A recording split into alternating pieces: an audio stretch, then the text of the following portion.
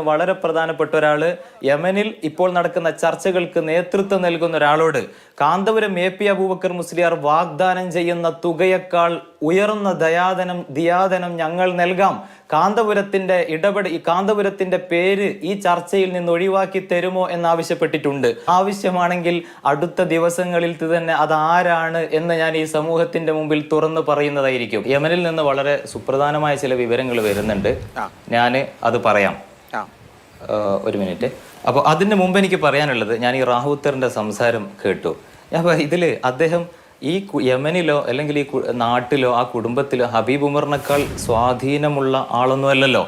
അപ്പോൾ സ്വാഭാവികമായിട്ടും അദ്ദേഹത്തിന്റെ ഈ ഇടപെടൽ കൊണ്ട് ഒരു ഗുണവും ചെയ്യാൻ പോകുന്നില്ല.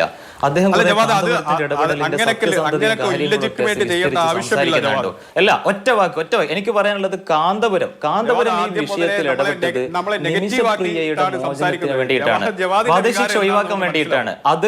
അത് ഈ വിഷയം വധശിക്ഷ 72 മണിക്കൂർ കൊണ്ട് മലയാളി സമൂഹത്തിന് ബോധ്യപ്പെട്ടിട്ടുണ്ട്.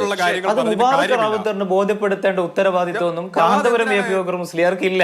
രണ്ടാമത്തത് ശ്രീ അഭിലാഷ്, ഈ ചരിത്രപരമായ സംഭവത്തോടുകൂടി നിർണായകമായ ഒന്നുകൂടി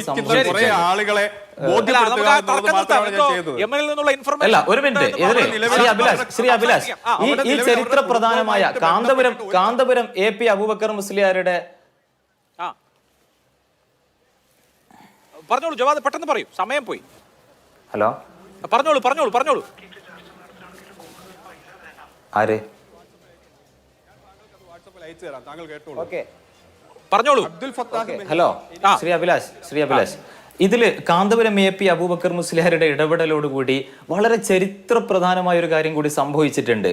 കേരളീയ സമൂഹത്തെ കാന്തപുരം എ.പി. അബൂബക്കർ മുസ്ലിയാർ രണ്ടായി വിഭജിച്ച് ക്രിസ്റ്റൽ ക്ലിയർ ആയി കാണിച്ചു കൊടുത്തിട്ടുണ്ട്. ഈ മാനുഷികമായ വിഷയത്തിൽ ഉസ്താദിന്റെ ശ്രമങ്ങൾക്കൊപ്പം നിന്ന ബഹുഭൂരിപക്ഷം മലയാളികളും അതിൽ നിന്ന് മാറി നിന്ന വിദ്വേഷത്തിന്റെ ന്യൂനപക്ഷമായ വക്താക്കളും ഇതിലെല്ലാം ഉണ്ട്. ഞാൻ കൂടുതൽ വിശദീകരിക്കുന്നില്ല. മലയാളി സമൂഹത്തിലെ രണ്ട് മാനസികാവസ്ഥകളെ കാന്തപുരം ഉസ്താദ് രണ്ടായി വേർതിരിച്ച് നമുക്ക് മുന്നിൽ കാണിച്ചു തന്നിട്ടുണ്ട്. അതിൽ നിങ്ങൾ ഏത് പക്ഷത്ത് നിൽക്കുന്നു എന്നൊരു ചോദ്യം കൂടി കാന്തപുരം, അതോടൊപ്പം വളരെ പ്രധാനപ്പെട്ട ഒരാൾ, കേരളത്തിൽ നിന്ന് വളരെ പ്രധാനപ്പെട്ട ഒരാള് യമനിൽ ഇപ്പോൾ നടക്കുന്ന ചർച്ചകൾക്ക് നേതൃത്വം നൽകുന്ന ഒരാളോട് കാന്തപുരം എ.പി. അബൂബക്കർ മുസ്ലിയാർ വാഗ്ദാനം ചെയ്യുന്ന തുകയേക്കാൾ ഉയർന്ന ദിയാദനം ഞങ്ങൾ നൽകാം. കാന്തപുരത്തിന്റെ പേര് ഈ ചർച്ചയിൽ നിന്ന് ഒഴിവാക്കി തരുമോ എന്നാവശ്യപ്പെട്ടിട്ടുണ്ട്.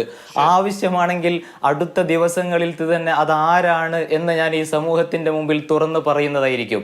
ഈ ചർച്ചയ്ക്കിടെ എനിക്ക് യമനിൽ നിന്ന് വന്ന മെസ്സേജ് ആണ് എന്നുള്ളതൊന്നുമല്ല ഇവിടുത്തെ വിഷയം എന്ന് പറയുന്നത്. വളരെ കൃത്യമാണ്. നമ്മുടെ ഇന്ത്യൻ പൗരയായ നിമിഷപ്രിയ യമനിൽ ഇങ്ങനെ ഒരു ഡെത്ത് റോയിൽ അവർ കുടുങ്ങിയിരിക്കുകയാണ്. അപ്പോൾ അവരുടെ ജീവൻ രക്ഷിക്കാൻ കഴിയുമോ? ചെയ്ത കുറ്റത്തിനുള്ള ശിക്ഷ, മറ്റു തരത്തിൽ തടവ് തുടങ്ങിയ കാര്യങ്ങളൊക്കെ സ്വാഭാവികമായിട്ട് അവർ 9 കൊല്ലമായി ജയിലിലാണ്. അതിനപ്പുറത്ത് അവരുടെ ജീവൻ രക്ഷിക്കാൻ കഴിയുമോ എന്നുള്ള ഒറ്റ ചോദ്യം മാത്രമാണ്. ബാക്കി